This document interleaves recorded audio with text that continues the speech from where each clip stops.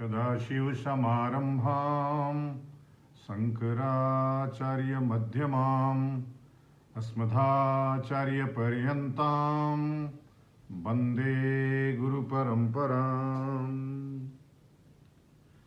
आपने देखा होगा कि आजकल जो मीडिया की सुर्खियां हैं वो ड्रग है। पहली बार आपने NCW का नाम सुन रहे होंगे।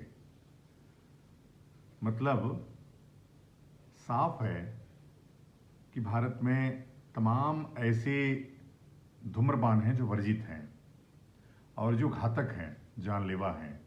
आपने देखा है पूरा पंजाब इसकी विभीषिका अभी भी झेल रहा है। तमाम युवाओं को इस ड्रग ने समाप्त कर दिया है। आपने देखा कि 98% ये जो फिल्म इंडस्ट्री है, जिसको आप हीरो कहते हैं, हीरोइन कहते हैं, नायक कहते हैं, जाने क्या क्या कहते हैं, ये सब के सब ड्रग एडिक्ट हैं, ड्रग लेने वाले लोग हैं। लेकिन जब हम कहते हैं कि ये कैसे कार्य करते हैं, कैसे स्वच्छंद रहते हैं, इतने घंटे काम कैसे कर लेते हैं, तो मुझे फिर पीछे 40 साल पहले जाना पड़ता है, जब गांव में मैं देखता था कि एक गंजेड़ी व्यक्ति 9-9 घंटे लगातार काम कर रहा है, नशे में होकर के वह कुछ भी किए जा रहा है। मतलब शरीर का कोई होश नहीं रहता था। आज भी ईस्ट यूपी सहित ये गांजा बिहार और कई राज्यों में लोगों के मृत्यु का कारण बन रहा है, फेफड़े और लीवर को खराब कर रहा है।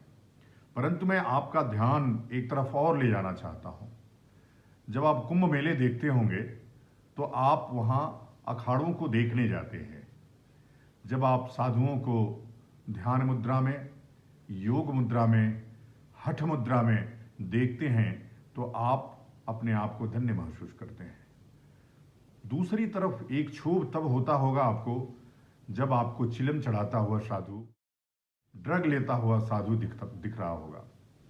मैं NCW का ध्यान इस अखाड़ों की तरफ भी ले जाना चाहता हूं और ले जा करके इस पूरे कलुषित समाज को, जिसके ऊपर समस्त समाज को आगे ले जाने की जिम्मेदारी है, उसे भी ड्रग मुक्त, गांजा मुक्त, चरस मुक्त, अफीम मुक्त, शराब मुक्त कराना चाहता हूं। जो मदपान करे वह साधु नहीं हो सकता।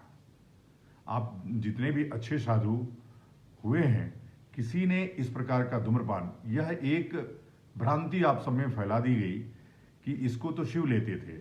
शिव ने विषपान किया था, शिव ने नशा नहीं किया था। मान सहित विष खाई के शंभु भयो जगदीश। वह परिस्थितियां ऐसी थीं कि यह जो विष है, जो समुद्र मंथन के बाद निकला है, उसको कौन ग्रहण कर सकता है, कौन समाप्त कर सकता है। तो शिव ने इसकी जिम्मेदारी ली और इसीलिए उनको नीलकंठ, उनका जो कंठ है वो नीला हो गया, आपकी भलाई के लिए। लेकिन ये जो साधु भगवा वस्त्र में बैठ करके चीलम, गांजा, अफीम, चरस और शराब पीते हैं, ये कतई साधु नहीं है, ये पाखंडी हैं, ढोंगी हैं। अखाड़ा के पदाधिकारियों को भी मैं आह्वान कर रहा हूँ, पूज्य चारों शंकराचार्यों को भी आह्वान कर रहा हूँ कि कृपया इन लोगों के ऊपर कड़ी कार्रवाई करके जो ऐसे लोग जो नशाखोर हैं उनको अखाड़े से बाहर करिए, अन्यथा इन अखाड़ों को बंद करिए। आप सब जिम्मेदारी है, चूंकि जो साधु है, ये जो परंपरा है वो पूरी तरह गृहस्थों पर निर्भर है। गृहस्थों को, ऐसे अखाड़ों को, ऐसे साधुओं को कतई दान नहीं देना चाहिए जो नशाखोर हैं, नशा के आगोश में लिप्त हैं, नशा में लिप्त हैं। मैं एक बार पुनः आप सबका धन्यवाद करता हूं कि आप सब हमारी इस वीडियो को खूब लाइक कर रहे हैं, शेयर कर रहे हैं और सब्सक्राइब भी कर रहे हैं। ऐसे ही रोज आप नित्य एक ज्वलंत मुद्दों पे एक वीडियो आपको सुनने को मिलेगा। आप सब आगे बढ़ाएंगे तो यह जो संदेश है वो पूरी दुनिया में फैलेगा। आप सबका आभार। नमो नमः।